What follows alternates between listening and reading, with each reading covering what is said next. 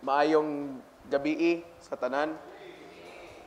Ang atong teaching karon sama ni adtong miagi will be a two-part teaching, no?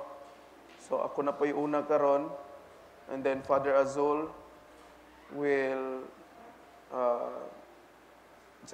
will give the last part of the teaching. But let me read the gospel karong kabuntagon in Matthew chapter 18 verses 1 to 5 padayon bersikulo 10. Niadtong igayuna ang mga tinun-an nangadto kang Hesus ug nangutana, kinsa man ang ilhong labing dako sa gingarian sa langit? Si Jesus mitawag og usa ka bata og gipatindog niya sa atubangan nila. Unya miingon siya, mao kini ang tinuod. Gawas kon mausab kamo og mahimong sama sa mga bata, dili gayud kamo makasulod sa gingarian sa langit. Ang labing dako ilalom sa pagmando sa Dios, mao kadtong magpaubos sa iyang kaugalingon ug magpakasama niining bataa.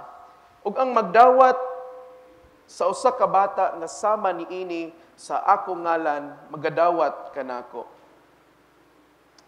Matngunin ninyo nga dili kamo magtamay bisag usa niining mga gagmayng bata nga nagtuo kanako. Kay sultihan ko kamo nga ang ilang mga anghel atua kanunay sa atubangan sa akong amahan didto sa langit.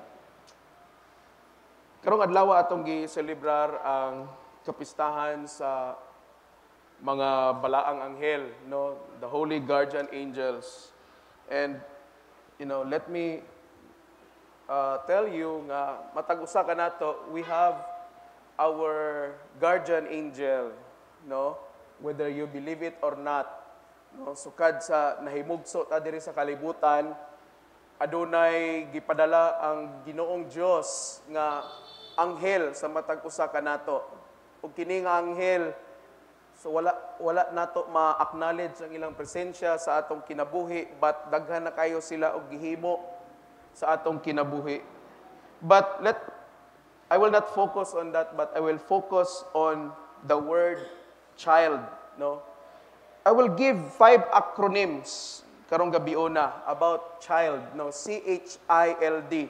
The first acronym is C, which means contented, no? A child will always be contented whatever their parents will give to them. At their age, greed is not their agenda. Ang usa ka bata, no, kontento gid ni siya bisag unsay ihatag sa iyang ginikanan sa iyaha. Sa ilang pangidaron, dili pa na sila maghunahuna nga magnilaog. Likewise, we too are called to be contented. Sa samang paagi, gitawag kita nga mahimong makontento. As we mature, we tend to desire more and eventually end up in greed. Pero sa diha magkadako na ta, no, magsugod na pud tag tinguha og mas daghan pa. Okay? Hangtod nga ang uban kanato di balikayan nakaon na sa gitawag nato nga pagkahakog or greed. Okay? But Jesus likens us to a child, no? That's why C stands for contented. Kinahanglan maantigo ta nga makontento, especially in the kingdom of God. Labi na diha sa gingarian sa Dios, tungod kay diha sa iyang gingarian, there is always fullness in God. Tungod kay diha sa gingarian sa Dios, adunay katagbawan. Okay? Ignay mong tapad, adunay katagbawan. Kung nangalagad ta sa Ginoo, no, dili na ta mangita pa ug unsa pa. That's the reality of it. Pero ngano man nga adunay mga tao nga bisan nag-alagad na sila sa Ginoo pero kuwang paghihapon para kanila. Tungod kay wala sila makasabot sa gitawag nga contentment. Og labaw sa tanan, wala sila matagbaw. No? Sa dihang nakaplaga na to ang Dios. Og ato siyang gidawat panahon sa atong bautismo isip nga atong Dios og manuluwas, ug panahon sa atong kumpirmasyon, kita na mismo maoy nagsulti nga ato siyang dawaton nga Dios ug manluluwas. Okay? Nadawat na nato ang tanan. Amen? Pero unsa pa may kulang nato? Bauna nga dili ta may mong kontento kung ang atong panghunahuna dili panglangitnon ang atong panghunahuna, dili panggingarian sa Dios. Kung kalibutanon ang atong panghunahuna, maunang mangita pagid ta. No? Mangita pa ta og mga butang nga ikapuno nato anak nga kakulangon. But in Psalms chapter 16 verse 11 it says, "For in the presence of God there is fullness of joy." Mapuno ang atong kalipay, matagbaw ta. Amen? Ikaduha nga acronym, H. H stands for humble. Okay? Our humility is likened to a child. Ang atong pagkamapaubsanon, gihisama ni Kristo sa usa ka bata. Nganuman, because children are the purest of all creation.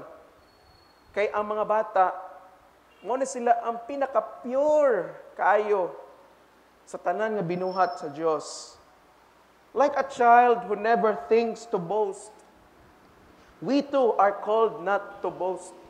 Sa mga usa ka bata, dili na siya hambugiro, no? Karon sa baka nakitag bata nga naginambog, wow nina, oh wow nina, wow my toys, wow. Kasakit ang bata naginambog sa ibang kadula. Ha, wala gyud. No? Kita pod gitawag pud ta nga dili ta magpagarbo, magpasigarbo. No? Nga naman, 1 Peter chapter 5, verse 5b, "For God opposes the proud, but gives grace to the humble." Kay gikasilagan sa Dios ang mapahitason, apan iyang gihatagan sa grasya ang mapaubsanon. No? The secret to get God's attention is to remain in humility. Amen? Ang sekreto ra gyud ngaron gusto nimo nga mapansin ka sa Ginoo, makuha nimong attention sa Ginoo, remain humble. Especially sa atong kalibutan karon, dagan sa atong panahon, paspas na kaayo, no? And tungod sa kapaspas, ang kalibutan pod nahimong competitive. Whether you like it or not, mauna ang kultura nga gina-impose karon, gina-inculcate sa kalibutan karon. Ang kultura nga kung bugo ka, di ka makigsabayan sa mga bright, bilin jud ka permi. Og luoy kay nga atong mga estudyante, bisag kamo nga mga estudyante dire, luoy kay mo ngano man tungod kay na pressure pod mo nga makigsabayan pod. Okay? Ang ending, kamo ang naalaot. Ang kalibutan nagpadayon lang gihapon. Pero ang punto is, tungod sa ka moderno o sa ka paspas sa panahon karon, there are many opportunities wherein nga makapasigarbo ta. Okay? But remember, be humble. Ignay mo tapad, be humble. Be humble always. Whether ikaw ang nahimong sunod nga presidente sa Pilipinas, whether ikaw na imong sunod nga mayor, whether ikaw ang tag-iya sa usa ka banggiitan nga kumpanya, whether ikaw na himong diakono, pare, obispo, patriarka, santo papa, santo mama, unsa pa na diha, be humble. Amen? Pero kabalo mo unsay kultura karon? Kani hinoong mga tao nga naa sa ubos nga posisyon, mo'y kusog kay maghawd-hawd. Daog-daogon ang parehas ra nilang posisyon. Ang daog-daog, murag si kinsa. Parehas na datong sambingay katong about sa tulo ka sulugoon. No? Katong sulugoon nga gipatawag sa hari tungod sa iyang utang. Nagpakiluoy in taon siya sa hari. Kaluoy ko. Kay di ko kabayad. Naluoy ang hari, gignan siya. Sige. Erase na utang nimo. Dawbi, pag human didto, niadto po siya sa iyang kauban nga sulugoon. Og naningil siya. Amay mong utang, amay bayad. So, wa po ko ikabayad, kaloy iko. Dili pwede bayad, kay wala ni libre karon. Yang gipaninglan, og nakabalo ang hari sa iyang gihimo. Sa gihimo sa hari, gipatawag siya, gipapriso, o gibalik ang iyang utang, o gidubli pagyod. No? Mani atong bantayan karon. Kung wa pagitakaangat sa atong kinabuhi, no? Ayaw gyud paghawd-hawd. Samot na og makaangat ka sa kinabuhi, samot nga ayaw gyud paghawd. Kay isa lang ka ana sa Ginoo, pwede ka mo balik kung asa ka nagikan. Timan-e, kitang tanan gikan sa abog og sa abog ra usab ta mo balik. Mao na ang rason nganong every Ash Wednesday ginakrusan ta sa abo aron nga makahinumdum ta nga kitang tanan gikan sa abog. So ang Ginoo to sa langit, nagtan-aw ang Ginoo sa ato, mura tag abog sa iyang pananaw. Unya ang atong pamati diri sa kalibutan, mura tag mga hari ug mga rayna. Amen? Be humble always. Ikatulo, CHI, innocent. Inosente. A child's innocence will always be one of the great things about them. Ang pagka-inosente sa bata, mauni ang usa sa mga butang nga makamuot kay sa ila. The pureness of their thoughts and their absence of sin. Kining pagkalingod pabitaw silang hunahuna nga di pa na masudlan og kanang dautan nga pangunahuna, no? Og labaw na dili po na magunahuna nga makasala sila or muhimo og sala. Like a child, ang pangutana, are our thoughts pure? Sama sa bata, ang atong pangunahuna, hinlo ba ni? Or dirty-minded kita? No? Unsay nasa atong unahuna karon? Gipatay na nato atong abay? Isa man, i-post na nato to sa Facebook to nangutang nato, nga wa pa nagbayad. Makita nato atong kaaway, kasumbagon ba ta nila? Sa itong una-una, ato na bang planong ipabarang tong mga tao nga nagdumot sa ato? Mga tao nga naghimo og daotan sa ato? Are our thoughts pure? You know, a child never thinks to commit sin. Ang usa ka bata, dili na magunahuna nga muhimo og sala. Okay? Their minds are always innocent about it. Inosente gid kay na permi ang ilang hunahuna. Ang ilang hunahuna na modula, mukaon, mututoy, mudula na pod, matulog. Dili na manulong og laing bata bingon nga, "Oy, imutang." Di ang kitag bata igana. Ang kita mo abnormal ng bataan. No? They're always innocent. Ikaapat, CHIL. L for loyal. Okay? Children are loyal. Okay? Sabihin mo, L, lazy. Dili lazy. Loyal. Children are loyal. They will only get close to the people whom they knew well, most especially their parents. Kanang mga bata, muduol lang na sila sa mga tao nga nailhan nila, labi na sa ilang mga ginikanan. Di na basta-basta muduol bisag kinsa. Okay? I'm sure nakita na ninyo na inyong mga anak pagumangkon, dili ganin ninyo na sinati, no? Di gina mo dool nimo bisag unsaon pa nimo padool sa pagpaamin, di na mo amin. Ngano man, because ang ilahang program sa ilang hunahuna nga mao ni akong mama, mao ni dagway sa akong mama ug sa akong papa ug kinsa pa ni sila, mao ni akong duulan. Okay? When it comes to loyalty, no one can beat a child. Kung loyalty lang ang atong hisgutan, wa gyud makalabaw sa bata. Okay? Their unwavered loyalty is a challenge to our loyalty itself to God. Ang ilang pagka matinud-anon or loyal, no? Hagit na sa atong pagkamatinud-anon ngadto sa Dios. Okay? Question, are we loyal to our God and King, who is Jesus Christ? Ha? Are we loyal to God? Nganong ibaylo man lagi ninyo siya? Loyal man ka mo. Ibaylo ninyo siya. Di mo musimbag Domingo, di mo matig midweek. Loyal man lagi. Loyal man ka mo. Sige be. That is my challenge to you. Come on. Are we loyal to God? Okay?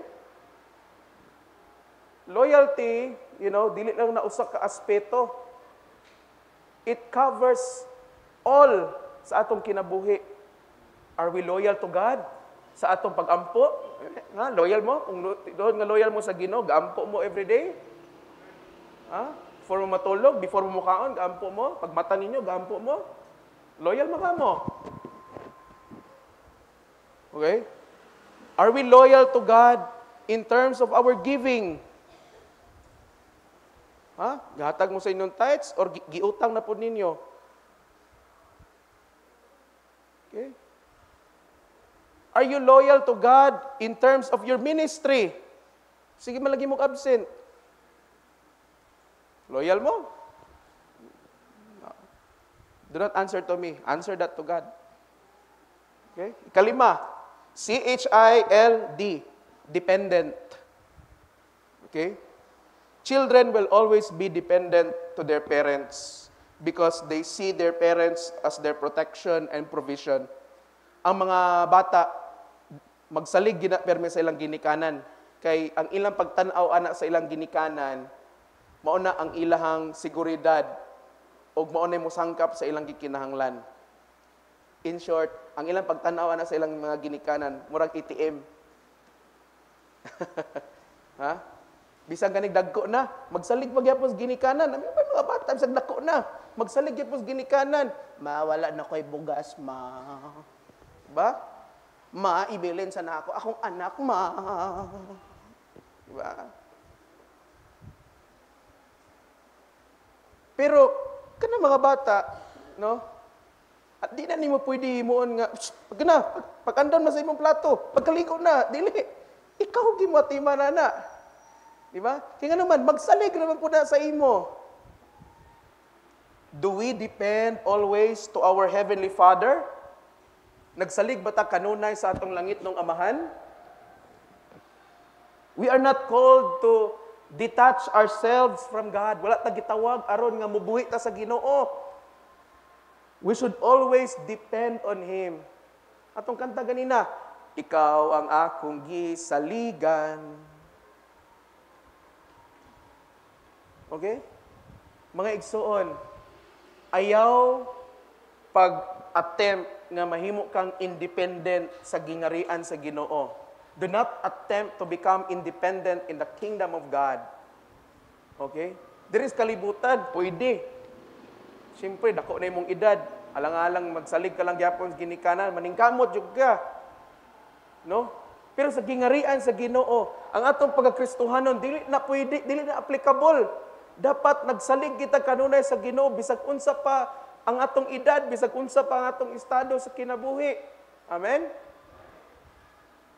There's no such thing as detaching ourselves. Kaya nga naman, once we detach ourselves from God, okay, we allow ourselves to be vulnerable and away from His grace and protection. Kaya kung mabuhi ta sa atong kaugalingon diya sa Ginoo, mawala ta sa iyang covering sa Ginoo. Okay? And the only way nga mabulag ta sa Ginoo unsa man? Sin. Ang sala. Ang sala ang makapahimulag nato sa Ginoo. That's why kung magsigi ka og salig sa Ginoo, no? Labi na sa iyang grasya og kaluoy ug gugma, okay? Gamay ra kayo ang chance nga makasala ka. At kung makasala manggaling ka, makaanggo rin ka diretsyo o mubalik ka sa iyaha. Okay? Amen? That's why, always be dependent on God. Like a child. Anawa ng bata, di ba? Kung bisag asa iyang ginikanan, maguban-uban. Bisag nalibang iyang ginikanan, wala mo uban yun. No? Nga naman, kay para sa iya, di ko mabuhi kung wala akong ginikanan. Hinaot ing anak yapon unta atong kinabuhi nga dili ta Di nato ni mas-survive kining kinabuhi kung wala ang Ginoo. Amen? Pero usahay magpakahiro man ta. No? Lord, taod-taod naman ko nag-alagad nimo. Marag panahon na gid, Lord, nga ako na pod. Wala na ka. No? It's not like that. Kay ang unsay saad sa Ginoo nato, okay? Nga God will always be with us until the end of the age. Hangtod sa katapusan niini nga kalibutan, mag-uban kanunay ang Ginoo nato. Mao na mga igsuon, bisag unsaon ni magbuhi, dili ka kabuhi sa Ginoo. Okay? Pero kung pilion po nimo nga mubuhi, okay. Imuha na. Pero sigurado gikong mahayan nimo na nga desisyon. Pero kung sige ka nga mo cling, mo kapit, mo hold on sa Ginoo, ang Ginoo pod is so faithful, di ka niya buhian. Bisan pag unsaon nimo buhi, gunitan jud kas Ginoo. Mumitaw na ikanta, gaksa ko guniti, ayaw ako buhi. Lord, hinaot mo na ato pagampo. Lord, palihog na ako sa pagsulay, na ako sa tentasyon. Gaksa ko, Lord. Guniti ko, ayaw ko buhiin, Lord. Hindi ko gusto mawala sa imo. Ingana ba ang atong heart towards God? Okay? So, timana na to, 5 acronyms. CHILD. C for contented. Okay? H, humble. I, innocent. L, loyal. D, dependent. Amen? Father Azul?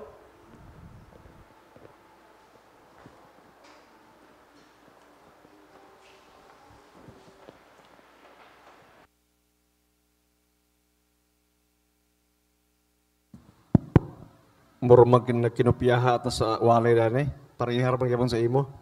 So, kung naminaw mo ni Padre Rex, muna to. But let me just begin with a story sa usa ka bata nga nagsakay og barko. Og naay kusog nga balod, unya kusog ang ulan. Og nagpanik ang mga passengers. Ako rin gi-share sa una, and I hope nga sa mga new generation, you will get a lesson from this. Then, ako magong lulu sa una, akong lula sa una o akong mami. Nagtrabaho sila sa barko. O ang ngalan sa barko nga ilang gisakyan, Dunya Pilomina. Biyahe nagbuhol, biyahe Cebu, biyahe po Camiguin, usahay po na Cagayan. Depende sa ruta, no? Kung naagali kusog nga bagyo or naikusog nga ulan or kung kusog ang balod, naaman sa kantina sa barko, sila'y gadala sa kantina. Ang ilang buhaton, manggawa sila sa kantin, unya mag-joke sila, mag-istorya sila dito nga as if nga wa sila naratol, wa sila nahadlok o walay nahitabo. Para mapacify ang mga tao, ang mga pasahero, nga kini panghitabo, normal na rin ni ako magsakay ng barko, di ka angay mahadlok. So, inana ilang trabaho. But there was a story that na usa ka bata nga nakita nila sa barko nga naglakaw-lakaw. Unya, gipangkulbaan ng mga pasahero kay kusog naman ang balod. O nangutana sila sa bata nga, Dong, asa man yung papa, balik dito sa papa, wala kulbae di ay nga gipang kulbaan na gali mi among mga life jacket gali amo nang gipang gunitan. Ingon ang bata nga, wa man ko mahadlok ma'am kay ang driver sa barko, ang kapitan, ako mang papa. Ang gusto sa Ginoo sa atong kinabuhi nga ato gid siyang papa. Mao bitaw nga nagtudlo si Kristo sa iyang mga tinun-an nga kung mag-ampo mo pareha niini. Our Father who art in heaven, or among amahan nga naa sa langit, di ba? Inana yun, para kita sa atong kinabuhi, dili ta pakulbaan, unya mag-maintain ang atong relasyon sa Ginoo, nga ato gid siyang tatay, ato gid siyang papa, nga nagitay kumpiyansa sa iya. Ug inaana ang mga bata. Mao bitaw nga si Saint Teresa of Avila, Mother Telma Avila, no? Ang kaning Avila lugar ni siya sa Italy, no? Dili ni imbento ni Rita Avila. Si Teresa of Avila, ingon siya nga reflecting on this passage, speaks about the inner transformation that comes through humility. Kay kita manggod nalimot naman ta mga dagko na sa batasan, sa kinabuhi, sa pagbati sa usa ka bata.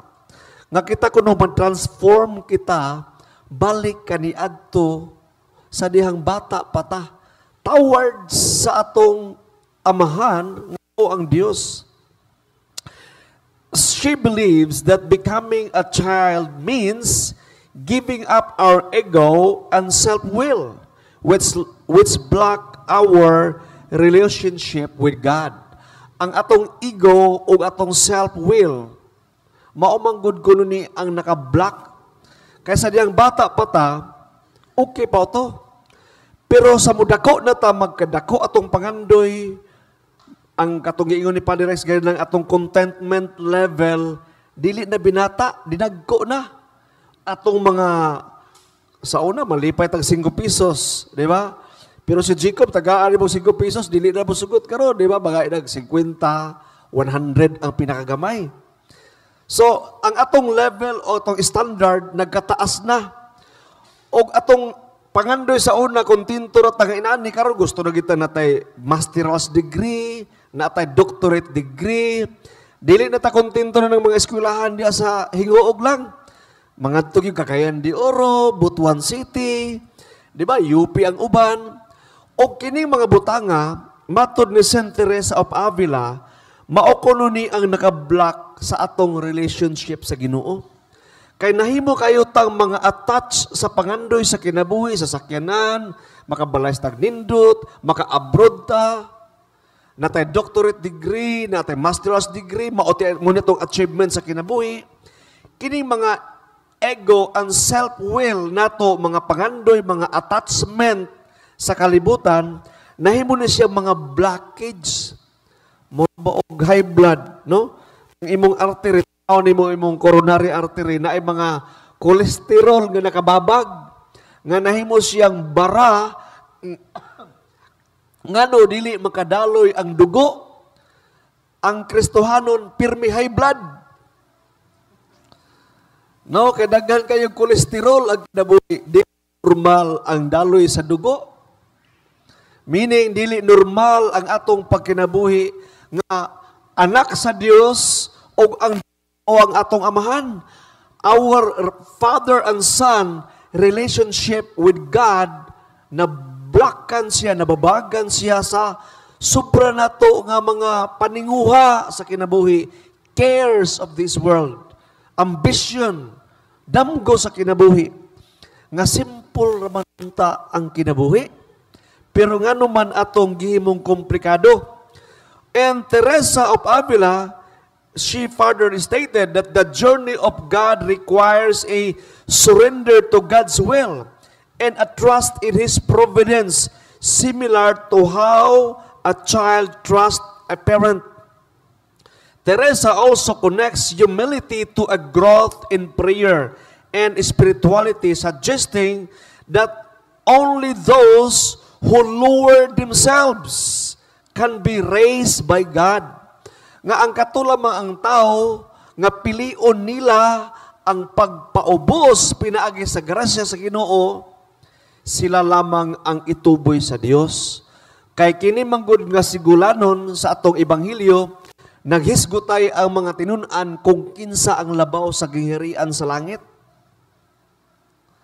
May soon, the only way for greatness is humility. Why mighty angel Lucifer turned into Satan, the prince of darkness. Ngano kuno, nga usa ka ambungan, gamhanan, inila og tinahod nga anghel sa langit, nahimo man siyang prince or prinsipe sa kagitngit, nga dati-rate nahimo siyang prinsipe sa kahayag.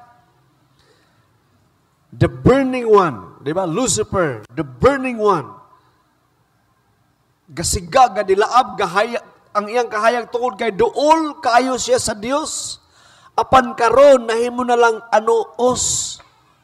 Kabulong sa nang anuos? Kanang moron bitaw nga tanawan ng moron kanang suga ba wa ng mga bata wa na kabulong si anuos gud kay bag-o naman ta karon.